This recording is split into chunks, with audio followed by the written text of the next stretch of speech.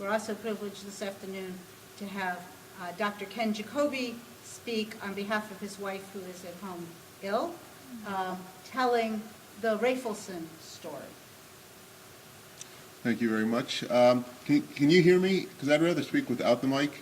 Can you hear me at all? Because if there's a problem, I have no problems going with the mic. Can you hear me? Yeah. Okay, I've been told I've got a booming voice. I'm filling in for my wife, so I'm going to try to do this if I can do it a quarter as good as she can do it, I'd be very happy. I feel like the person in the play that all of a sudden is the understudy, and all of a sudden he's there. So I'll try to do as best of a job as I can. I'm telling the story about my father-in-law who lived through the Holocaust, and basically we found out his story through the stories that he told us, and we found a suitcase full of letters in our basement about 15 years ago that helps recount his story of survival in the Holocaust. Two important dates in World War II there's a lot, but two of the important dates, it's September 1st, 1939, when Germany actually invades Poland, and May 7th, 1945, when Germany surrenders. It's hard to believe that when I was born and my wife was born, it was only like 11 years after the Holocaust ended. And that's really strange because you don't think about that, and all of a sudden you go, it's only 11 years, that's really scary. Anyways, little one there is my wife with her brother. She was delivered by Franz Hirsch, who was her uncle. And actually Lou's letters were written mostly to his uncle, who lived in Chicago, and occasionally he wrote letters to his parents that never got answered. Gail's name is Gail Francis. Gail is for Gertrude, her father's mother, and Francis for Gail's mother's mother, Francesca. This is the happy family in the early or late 1950s.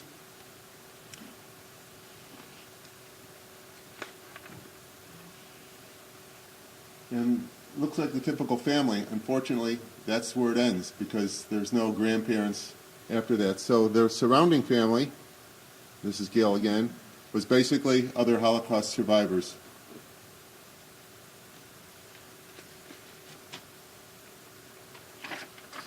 Lou wrote memoirs telling his family's history and story of survival for his children. Tonight I will read excerpts from those memoirs.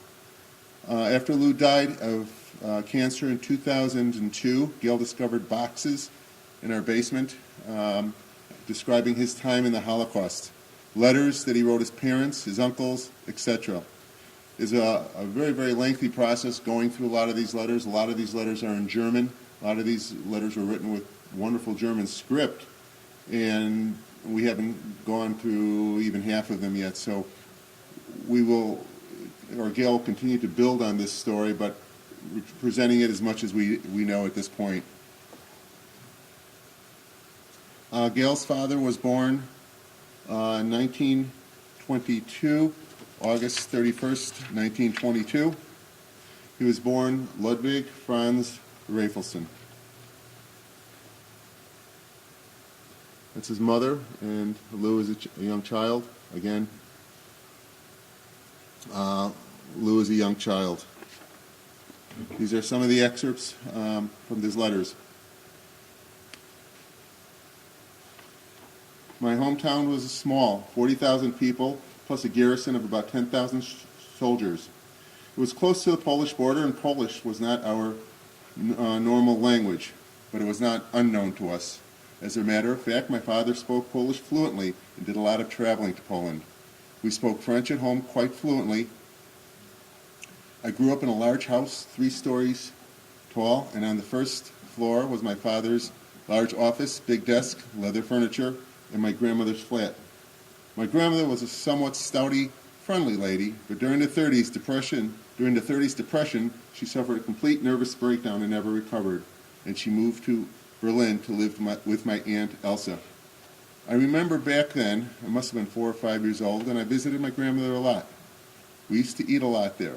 I remembered her fish soup and other dishes that she prepared. I spent a great deal of time remembering the two soldiers that also lived with us there. In the building next to my grandmother, we lived on the second floor, and on the third floor lived my Uncle Herman, my Uncle Paul, Uncle Friedel, and their sisters Edith, Hannah, Lisbeth, and Frida. Believe it or not, there may have been one or two more. Between the two families, there were 13 children and probably one or two apprentices.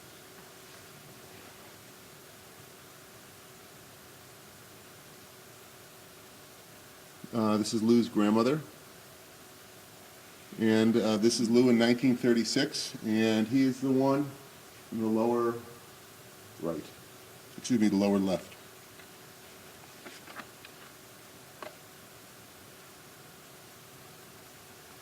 This is the house that he lived in until he was 8 years old when the Depression struck. It was built like a farmhouse. It was a U-shaped building. We lived in the front leg of the U. There was a small garage and a small flat for some people working for us, and their names were Bazuski, and they had about 10 children, and all of them slept in one room and probably on one bed.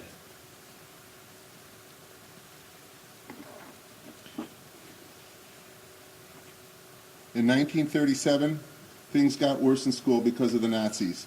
I decided it was time to leave and was sent to farm school near Breslau. I was not very happy there, and eventually I joined my mother in Berlin at my aunt's house. Then on the 9th of November, 1938, which was Crystal Night, the school was destroyed, and I was able to move back into the empty maid's room next to my parents. For a few months, we actually lived together as a family. Now, regarding Crystal Night, I was with my aunt. A man drove up in a limousine driven by a chauffeur. Excuse me, I'm so used to mispronouncing that word. There you go. Well, anyways, he got out, he was wearing gloves, and he threw bricks from the limo through the store window that night. My father and I escaped because we looked like East Parisian farmers. We walked up and down Kurtzendam Street the next day through glass that was shattered all over the sidewalk. We were amazed how many Jewish stores there were along the boulevard and how many had been damaged. We saw the flames and smoke from the still burning synagogues. I can still hear the screams of those people being beaten or arrested, and the crackling of flames and the crunching of glass under our feet. This is again Lou with his mom, and Lou growing up about 15 years old. And just other pictures of Lou at 15 years old. Can you imagine sending your kid away 15 years old and maybe never seeing them again? It's awful. This was a yellow Jewish star that Lou actually found on the streets after the war that someone must have ripped off, and was very happy to be rid of that. This is Lou's parents, Gertrude and Hugo. And they tried to immigrate to the United States and were given numbers 54,203, 54,204, and 54,205. Can you imagine waiting all those years? It'd probably take about 4.5 years to get on in. Because of my mother's long illness, my father refused to pursue any immigration plans earlier, and then when he began to do it, it was too late. My great fortune was being admitted to the Berlin Ort School beginning in 1939. There were rumors even then that the school would be moved to England. It was Dr. Werner Simon who made all the arrangements. He persuaded Ort, the International in Paris, to let us go. But it was too late to take along machinery and tools as had been planned. In August 1939, preparations started in earnest. Everyone knew that the war was coming because the big brewery and moving horses were drafted into the army. The British consulate had closed and was preparing to evacuate. Then on Saturday, August 26, 1939, Dr. Simon was able to obtain visas for us through the back door of the consulate. He was able to reserve several compartments on a train in Cologne. Dr. Werner Simon's selfish efforts, along with Colonel Levy, director of the British Ort, and the Britons, allowed 110 Jewish boys to be saved. Dr. Werner Simon stayed behind in hopes of saving more boys. Unfortunately, in 1943, he was deported to Auschwitz and never survived. This is Lou's passport. If you look real carefully, it's stamped with the J for Jew, so they wanted to identify him. And if you look closely here, they removed his middle name, Franz, and they renamed all Jewish boys Israel and all Jewish girls Sarah, so they could identify them as Jews. So it is the beginning of the end.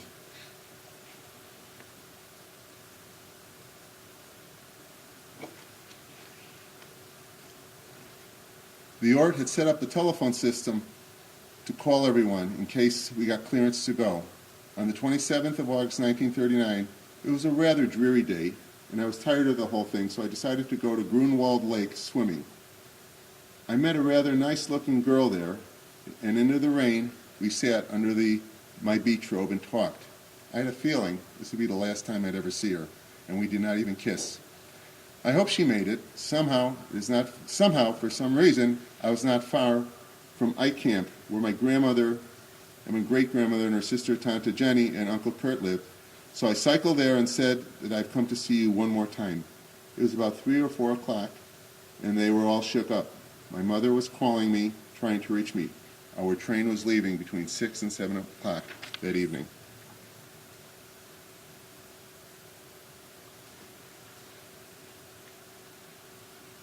My mother urged me to change and get ready. I packed a small suitcase and a small briefcase. There was very little time. My mother had the foresight to give me a shoebox with 2 salamis and the black bread. This is how my emigration started. My parents went to the station, Charlottenburg, Bahnhof. Our parents were not allowed to go up to the train with us. We had to say goodbye beforehand. Conditions at the railroad station were unbelievable. Enormous crowds were milling about. This is the boys. This is 110 boys that were able to be transferred out that evening. And this is Lou on the far right, 15 years old.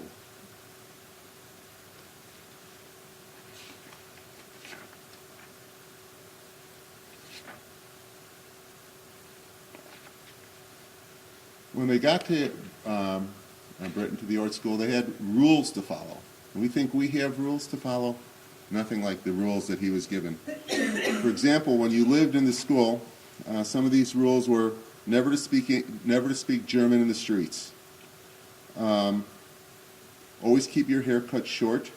Do not walk in the streets in the daylight in groups of more than 2. Do not have discussions or any conversations in the train, and do not discuss the war situation. If you have any problems, go to your staff or your room leaders.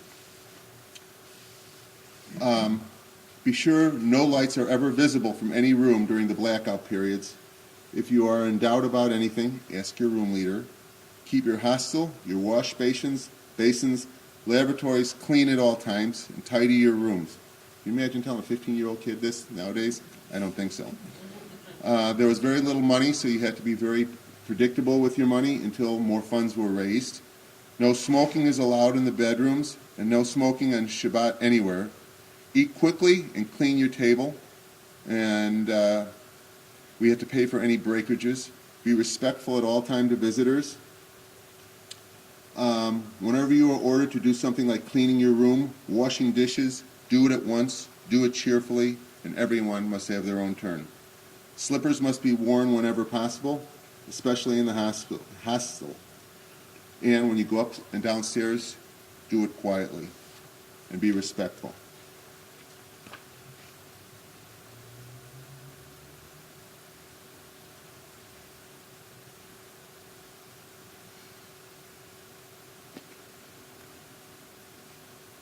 These are some more immigration papers.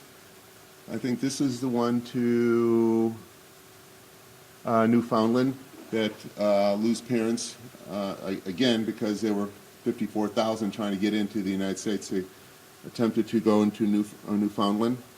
And this is Lou when he's already in London.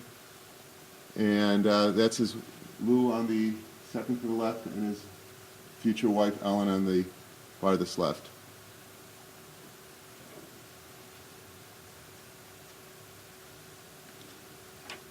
Here's a letter dated December 22nd, 1939. Dear Aunt Adelheid and Uncle Franz, I received your letter. I am sorry that I was able to write, but I had not had time. Again, I'm reading it verbatim from his letter because he's just learning English. About 2 weeks ago, I had a letter from my parents.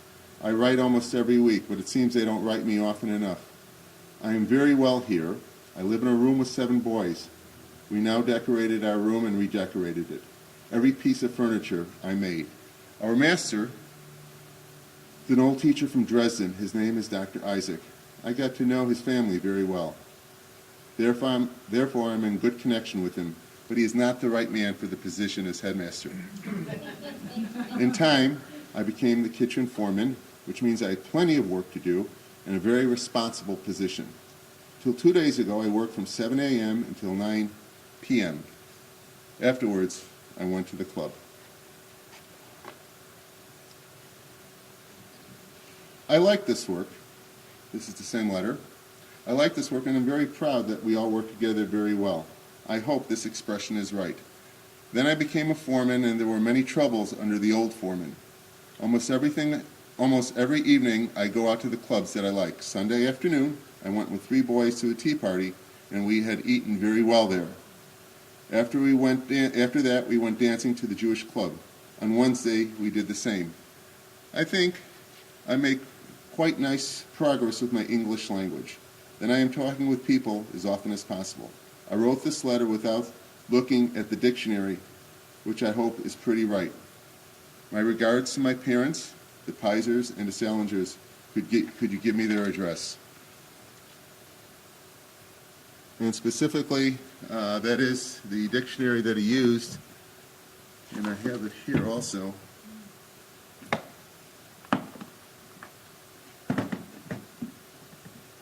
So the dictionary that he used was that little dictionary there to write all his letters. So it had 12,000 words in it, so he did all right.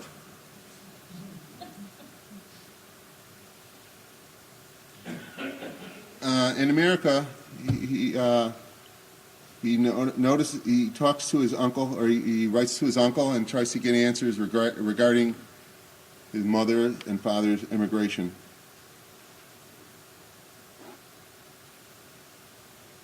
Here's a letter dated actually January 7th, 1940, where he mentions his cousins working hard, mentions Gertrude going to a visit for Dresden, and interesting how they signed their letters instead of love, mom, and dad. The German way is very, very curt, Trudy and Trude and Hugo. Never mom and dad, never love.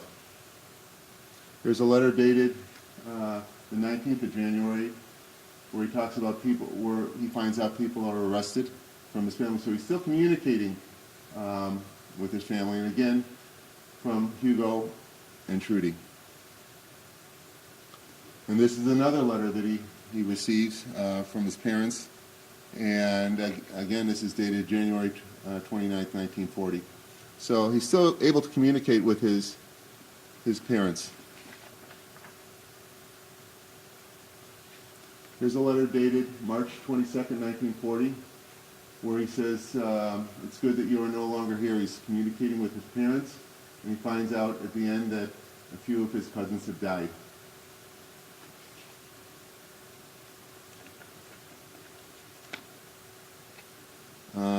These are some this is in back in Germany on April 14th, 1940. Hugo applies to immigration now to his third country, Paraguay.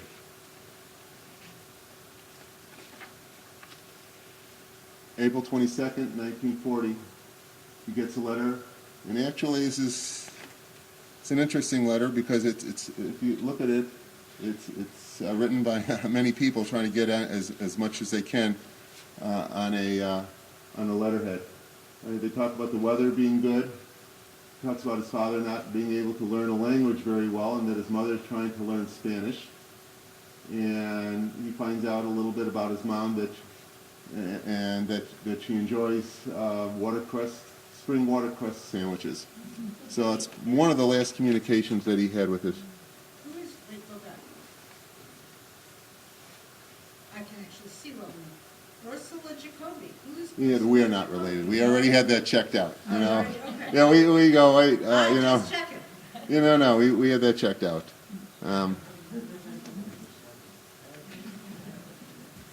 We were a little concerned there for a minute.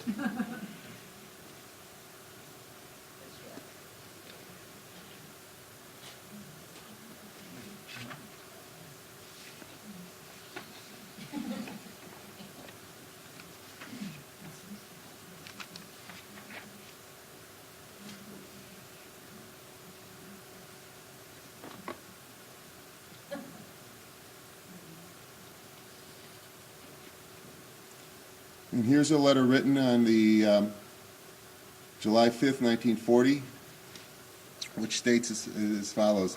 I hope you've got this letter that I wrote about 4 weeks ago. I thank you very much for the money and that you also send me money monthly. I beg that you do me a large favor and lend me more money so I can purchase some new luggage. I am pretty well, but I am sorry that I do not learn much in the workshop, and especially I learn very little English. My parents are still all right. I get a letter from them almost weekly. I hope they can immigrate soon. I know it is very difficult, and you are doing everything in your power to get me over to this country. I will answer you soon. With best regards and love, I remain, Lutz. We got to the point now where letters were being censored, and you can see the Examiner number 3483. And actually, you know, they were very nice in letting you know that they opened the letter. And actually, there's a letter being censored right there. And actually, I have the letter here. I thought I had it.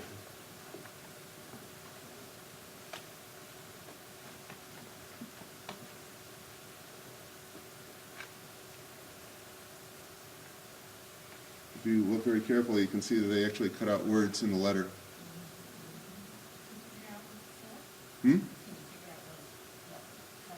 No, I couldn't tell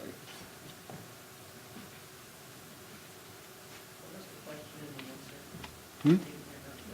Could you figure out what was said? No. No.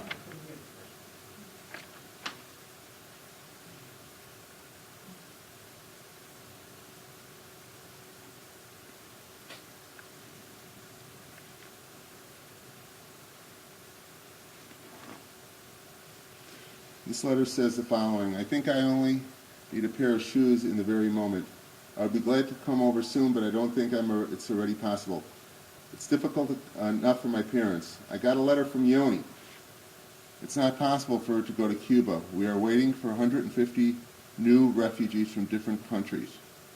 Now, they found out that specifically when the new kids came to the area, that's Lou growing up again in England, when the new kids came to the area, if they were over 18, they didn't come to England anymore. They went to either Australia or to Canada.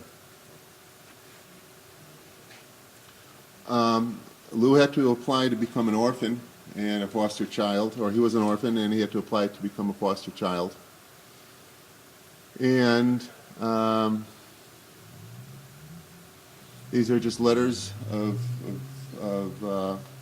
showing that he did go to school there.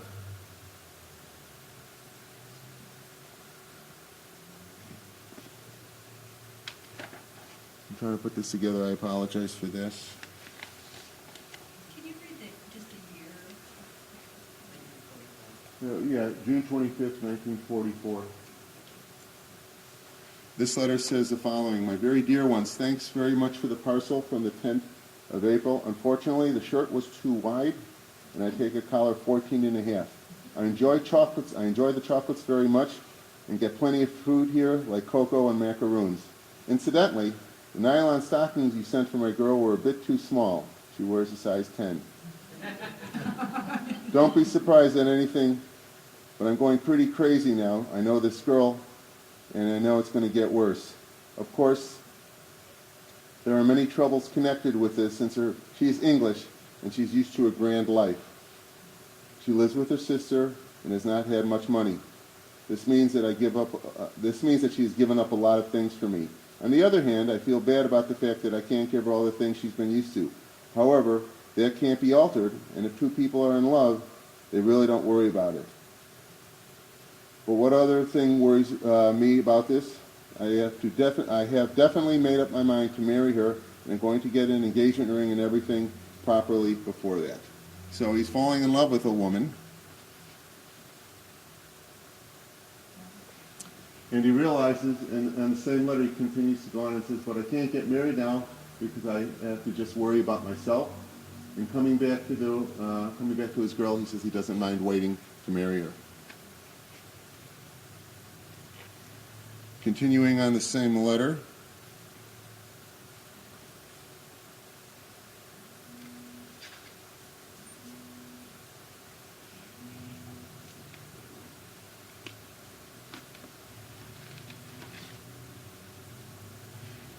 and he writes very long letters. This was about a 6-page letter that he wrote.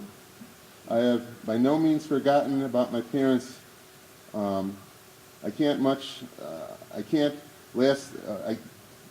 have by no means forgotten about my parents in all this. I can't last much longer, and I only hope that I will be able to hold out. Hope that they will be able to hold out. Besides, I am definitely sure that my mother would like a daughter-in-law very much, especially she would like this one. The only difference is that instead of thinking constantly of 2 people, I now have to think about 3. You may think perhaps I'm in no position and even too young to talk about marriage. Well, a man is as old as he feels, and I'm almost 22 years old. Sylvia is one of 1,000. Well, that wasn't my wife's mom. And so he fell in love with someone, and he wound up marrying somebody else. Ken, Yep.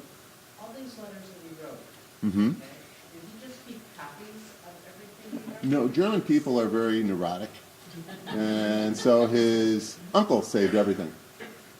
Okay, His so these uncle- weren't, he hadn't saved. No, he hadn't saved. His uncle saved all these letters, Okay. and somehow, some way, he gave them to Lou. It was Lou one of being the those neurotic that Jewish, how- Germans are very exacting. He saved them, and they wound up in our house, and they wound up there for 8 years, which we didn't even realize that we had them.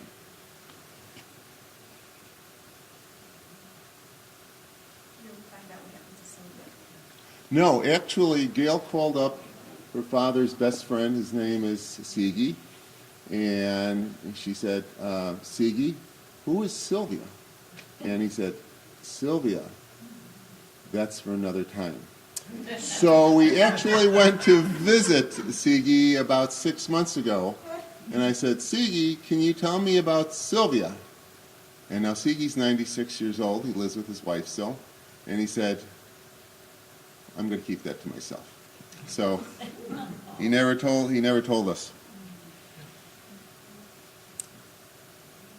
This is a letter dated September 14th, 1944, which reads as follows. My very dear ones, thank you very much for your letter the 30th of August, and especially all your good wishes. Today is Mother's birthday, and you can imagine that particularly on this day I think of her and Father more than ever, and perhaps we shall all be together again soon. I have read some of the accounts of the death camps, and it agitates me enormously. One can only hope they have been saved from the worst. On reading that you have gone to Washington in my account, I realize more and more what enormous costs, troubles, and bother I am causing you.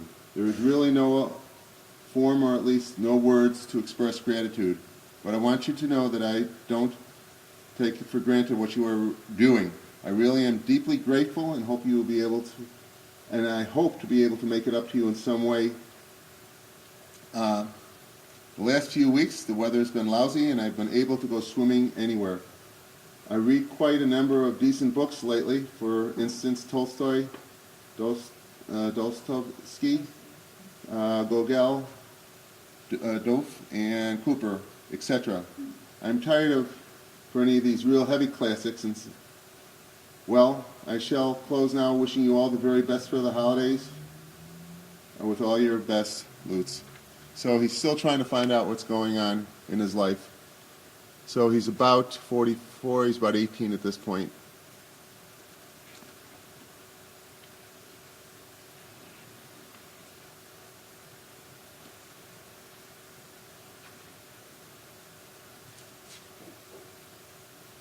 This is a letter dated May 16th, 1945. Peace has come at last, and I'm hoping to hear from my parents soon. But for us, the trouble is just starting now. Of course, it is rather futile to go into speculations about the future, but it's just as well to be prepared. I took a day off this week and went to various committees looking for lists from Lubin, Theresen, Buchenwald, Belsen. I did not find anyone. More and better lists are expected, though. Our poor people still seem to be in a terrible plight on this continent. Very little appears to be done for them. It seems very strange that no one does anything, and they were not even allowed to help our own people. And then he says, my garden is coming along fine. The radishes are really big enough, and the lettuce is going to be cut for the first time this week. I am, with my best wishes and kindest regards, Lutz.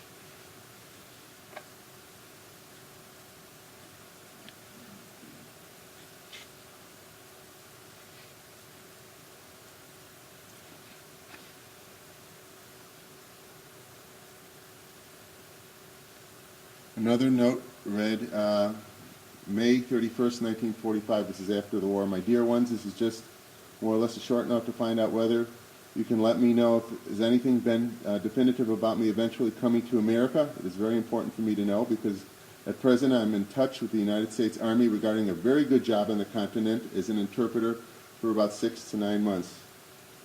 But there's, of course, a snag to it. One is waiting for a guarantee from the British whether we'll be able to return to Britain, and it is doubtful that they will give me any guarantees. I don't fancy getting stuck in Germany, as you can imagine. Hopefully everything is all right. I am, with the kindest regards, Lutz. So again, he's just trying to figure out what he's going to do in his life.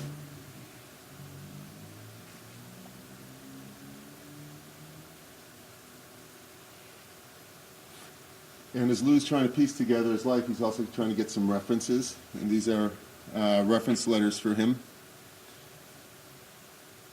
And more reference letters for him.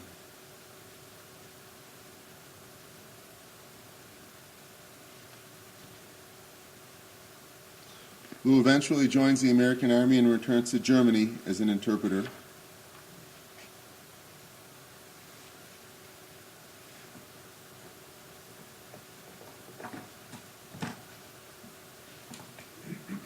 What year is it? 1945, right after the war ended. And I'm looking for something here. And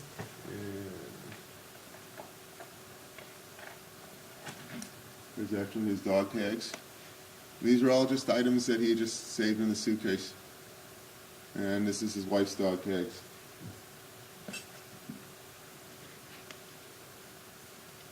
And as an interpreter and going through Europe, he went to Pisa, to Italy, where he eventually met his wife in the army. They were in the same division, and they both served as interpreters. And obviously that's not Sylvia, that's Ellen. And that's Ellen as a child. These are Ellen's parents, and Richard and Francesca for Francis, Francesca. And what I showed you afterwards was the dog tags from Ellen. And this is Lou's wife. And army clothes.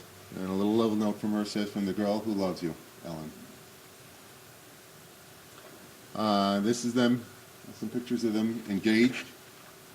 And this is a letter from the military allowing them to get married. Do they know about their parents at this point? No, we'll get to that. This is an announcement that they're getting married. And this is their ketubah, their wedding certificate.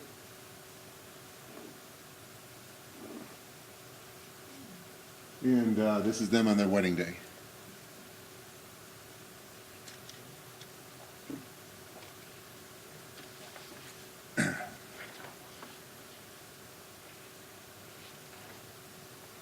This is a letter dated May 17th, 1947. My very dear loved ones, after going to various people and police stations, I finally got some fairly accurate information about my parents, though it is sad. For the last few weeks, they had moved to Duesenberg number 6, where I spoke to the landlady today.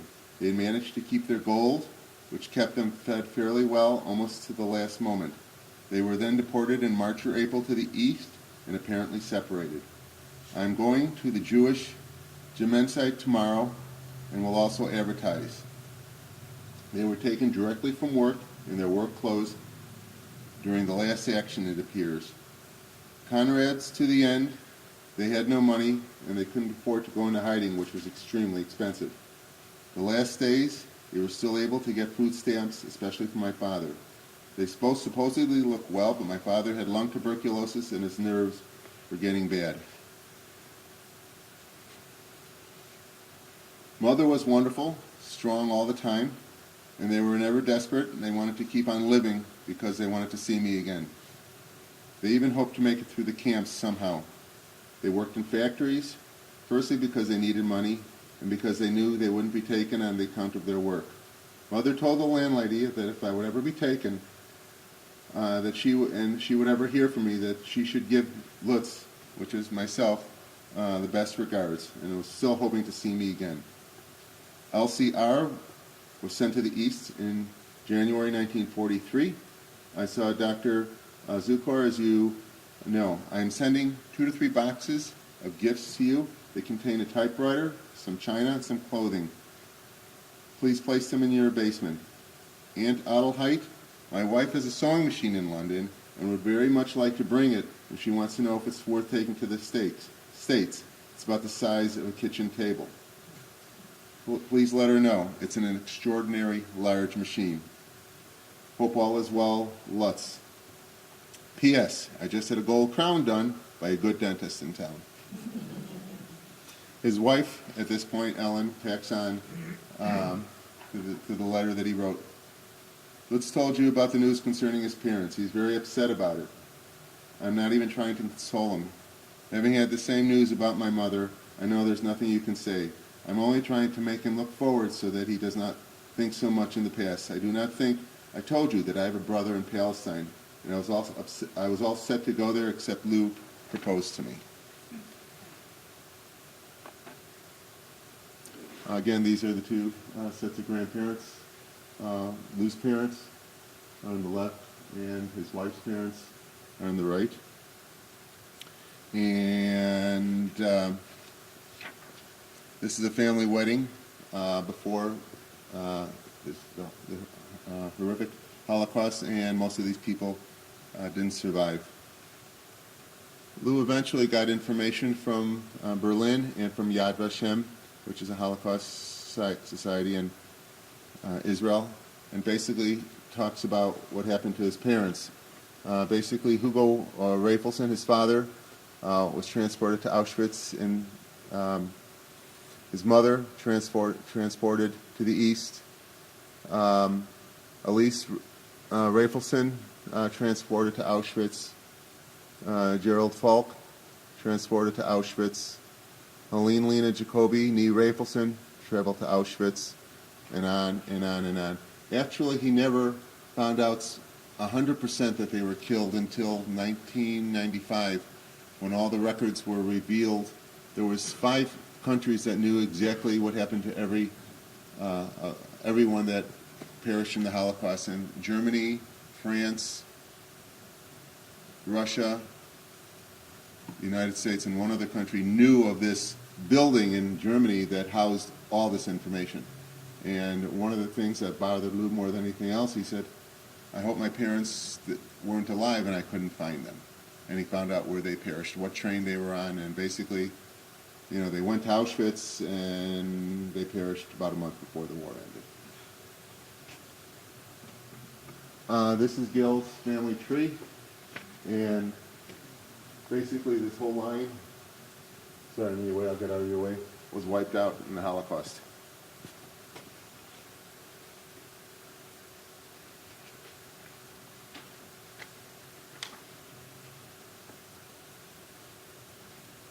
After the war ended, some of us took jobs in the U.S. Army Censorship Division in Germany. It paid well, and most of the time they were just hoping to earn some money and find out about their family.